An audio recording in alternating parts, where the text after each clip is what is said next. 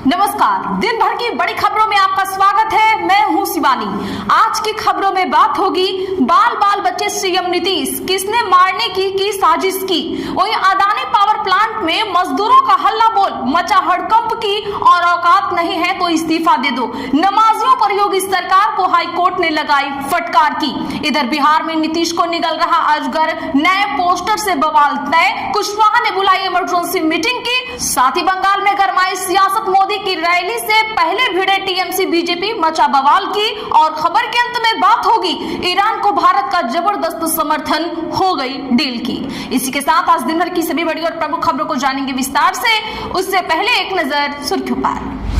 तमिलनाडु विधानसभा चुनाव को लेकर अब तक 2 नई पार्टियों का हुआ ऐलान। जयललिता की करीबी ने बनाई ऑल इंडिया पुरच्ची थलेवर मक्कल मुनेत्र कग्जम। शशिकला बोली अलायंस करेंगे। हवाई चप्पल तो छोड़ो, अब जूता पहनने वालों को भी हो रही मुश्किल। घरेलू और इंटरनेशनल फ्लाइट्स पर कल से 1300 रुपए तक फ्यूल सरचार्ज लगेगा।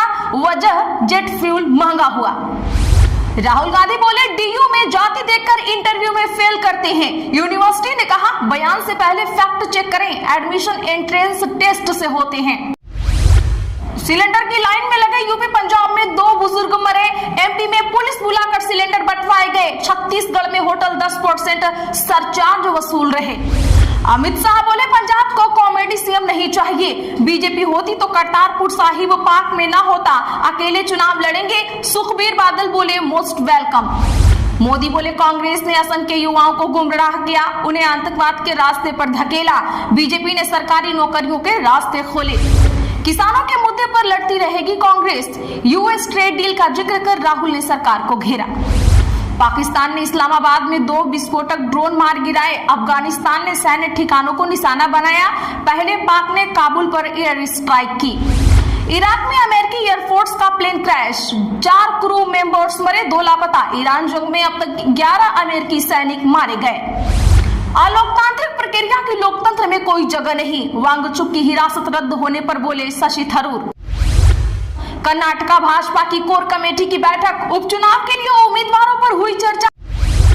बीजेपी हमारे वैचारिक दुश्मन, गठबंधन की अटकलों के बीच विजय की पार्टी टीवीके का आया बड़ा बयान। चलिए जानते हैं बड़ी और प्रमुख खबरों को विस्तार से। उससे पहले वीडियो को लाइक करें, साथ ही आपसे रिक्वेस्ट खबरों को आखिर तक जरूर देखें।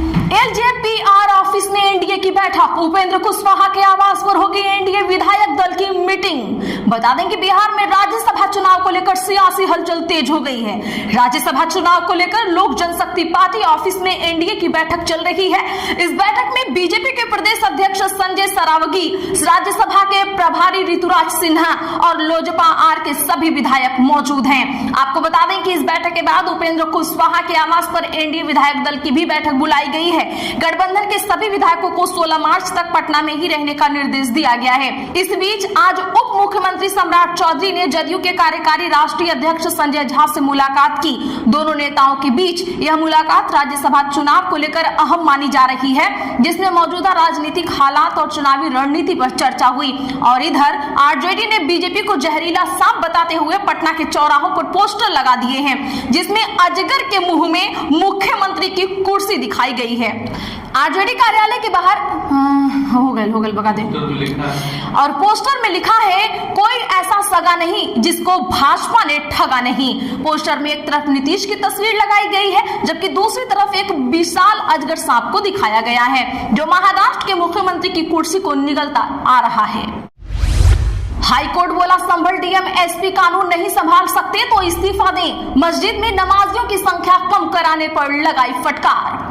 बता दें कि इलाहाबाद हाईकोर्ट ने मस्जिद में नमाजों की संख्या सीमित करने पर संभल डीएम और एसपी को फटकार लगाई है। कोर्ट ने कहा प्रशासन मस्जिद में नमाजियों की संख्या सीमित नहीं कर सकता। अगर डीएम राजेंद्र पेंसिया और एसपी के बिश्नोई को लगता है कि वे कानून अवस्था अगर डीएम राजेंद्र पेंसिया को और एसपी के बिश्नोई को लगता है कि वे कानून व्यवस्था नहीं संभाल पा रहे हैं तो उन्हें तुरंत इस्तीफा दे देना चाहिए या फिर ट्रांसफर करवा लेना चाहिए। अगर परिस्थिति में कानून व्यवस्था बनाए रखना उनका काम है। जस्टिस अतुल श्रीधरन और जस्टिस सिद्धार्थ नंदन की खंडपीठ ने इस पर कहा है यह राज्य का कर्तव्य है कि वह सुनिश्चित करे कि हर समुदाय निर्धारित पूजा स्थल पर शांतिपूर्वक पूजा कर सके। अगर वह निजी संपत्ति है तो राज्य से किसी इजाजत की जरूरत नहीं है। कोर्ट ने पहले ही साफ कर दिया है कि राज्य का दखल सिर्फ वही जरूरी है जहां प्रार्थना या धार्मिक काम सार्वजनिक भूमि पर आयोजित किए जाने हों। याचिकाकर्ता मुनाजिर खान के मुताबिक पिछले साल फरवरी महीने में हयात नगर थाने से पुलिस वाले आए। उन्होंने कहा कि सिर्फ 20 लोग ही मस्जिद में नमाज पढ़ सकते हैं। एक बार में लगभग 5 से 6 ही लोग नमाज अदा करेंगे।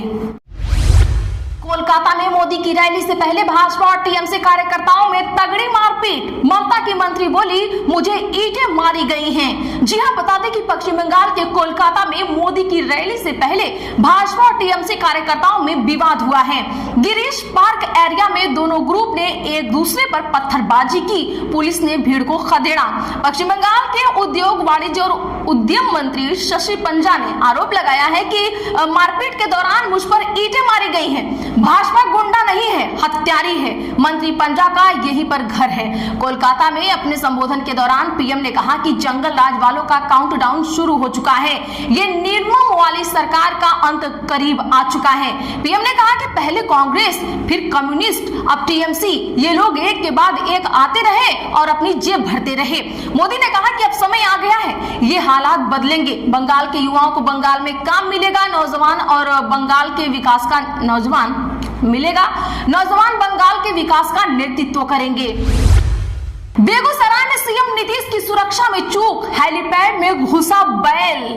जी हां, मुख्यमंत्री नीतीश कुमार की समृद्धि यात्रा बेगूसराय पहुंची है। सभा को संबोधित करते हुए सीएम ने कहा, हम लोगों की सरकार आपके लिए लगातार काम कर रही है।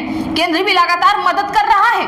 2005 में एनडीए की सरकार बनी, तब से राज्य में कानून का राज है। हमारी सरकार आने से पहले पुरानी वाली सरकार ने बुरा हाल कर रखा था।